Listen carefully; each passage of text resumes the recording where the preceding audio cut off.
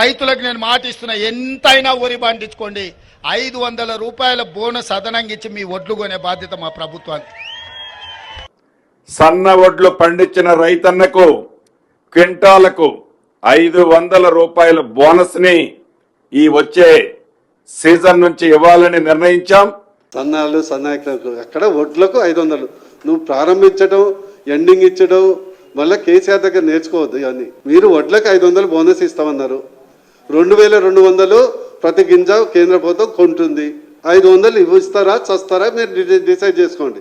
ఈ సన్నాయి నొక్కులు, సన్న ఒడ్లు ఇవన్నీ స్టోరీలు చెప్తే వినడానికి తెలంగాణ ప్రజలు రెడీగా లేరు.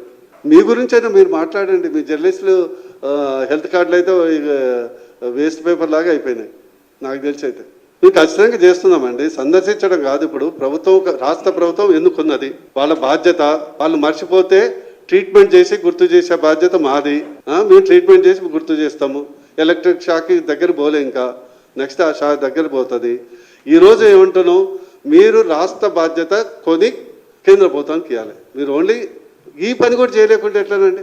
ఇప్పుడు తడిసి ముద్ద అయితే, ఇప్పుడు దురదృష్ట విషయం ఏంటంటే ముఖ్యమంత్రి గారు సీరియస్గా దీని మీద తీసుకోవట్లేదు. కేవలం ఫ్రంట్ పేజీలో మొత్తం ఆ పేజ్ కవర్ వచ్చిందా లేదా చూస్తుంది. నేను గత 10 ఎలక్షన్స్ అయిపోయినాక చూస్తున్నది ఏంటంటే ప్రతి న్యూస్ పేపర్లో ఆ పేజ్ న్యూస్ వస్తుంది, అంతే. అంత మించి ఏమీ కావట్లేదు. నా రిక్వెస్ట్ ఏంటంటే మీరు కూడా అడగాలి. ఇక్కడ దొడ్డు ఒడ్ల, సన్న ఒడ్ల, మన్నా మశానం కాదు.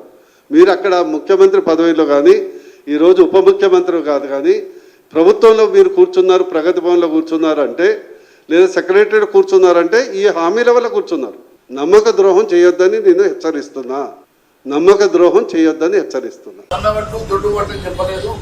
ప్రతి క్వింటాల్కి మీరు 500 రూపాయలు బోనస్ ఇస్తామన్నారు. మరి ఇప్పుడేమో లీక్ ఇచ్చారు, సన్నవడ్లు అని చెప్పి లీక్ ఇచ్చారు. అది మంచిది కాదు. ఖచ్చితంగా దీంట్లో కూడా రిప్రజెంటేషన్ కూడా మెన్షన్ చేశాం. మీరు వడ్లకు 500 రూపాయలు బోనస్ ఇస్తామన్నారు. మాదిరిగానే 500 రూపాయలు వడ్లకు బోనస్ ఇవ్వాల్సిందే కూడా డిమాండ్ చేశాం. అది రిప్రజెంటేషన్ కూడా రాయడం జరిగింది. వారు చాలా సార్లు ఆగస్ట్ 15 అని చెప్పారు కదా, ఆగస్ట్ 15 వెయిట్ చేయాలి కదా. 3 కిలోలు 4 కిలోలు ఏ రకంగానైతే తేమ పేరు మీదనో తప్ప పేరు మీదనో కట్ చేస్తూ రైతుల కోసం ఉంచుకుంటున్నటువంటి రైస్ మిల్లర్ల విషయంలో కూడా నేను చాలా సీరియస్ గా ముఖ్యమంత్రి గారి దృష్టికి తీసుకురావడం జరిగింది. ముఖ్యమంత్రి గారు వెంటనే మరి అధికారులకు ఆదేశించడం సంతోషంగా ఉంది. కానీ అమలు చేయాల్సిన అవసరం ఉన్నది, వెంటనే అమలు చేయాలని చెప్పి కూడా వారిని కోరడం జరిగింది. ఈ ఆపల పక్షంలో భారతీయ జనతా పార్టీ తరఫున మేము మరి పోరాటం చేయాల్సిన అవసరం ఉంటుందని చెప్పి చెప్పడం జరిగింది. యాసంగిలో పండేదే దొడ్డు వడ్లు, 99% దొడ్డు వడ్లు. నేను సన్నాలకే బోనస్ ఇస్తా అంటే నువ్వు ఎగబెట్టుడే కదా. రైతుకు నువ్వు ఇస్తావా ఇయ్యవా సూటిగా అడుగుతున్నాం. నువ్వు సన్నాలతో స్టార్ట్ చేసినా అన్నావు, మరి దొడ్డు ఎప్పుడు స్టార్ట్ చేస్తావు అది కూడా సమాధానం చెప్పు. నువ్వేమన్నావు ఆ రోజు, కాంగ్రెస్ వస్తున్నది, మీరు వడ్లు అమ్ముకోకండి, డిసెంబర్ 9వ తారీఖు మేము రాగానే 500 బోనస్ ఇచ్చి కొంటా అన్నావు. వానకాలం వడ్లే కొంటా అన్నావు. వానకాలం ఎగబెట్టినావు, యాసంగి ఎగబెట్టినావు, మల్ల వానకాలం కొంట అంటున్నావు. ఆ మల్ల వానకాలం ఏమంటున్నావు, సన్నాలే కొంటా అంటున్నావు. మరి సన్నాలు అసలు మార్కెట్కు రానే రావు. పండేది 90% దొడ్డుయే.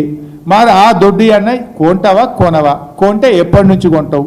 ఈ సన్నాయి నొక్కులు ఎందుకు అంటున్నా, సూటిగా చెప్పమని అడుగుతున్నా.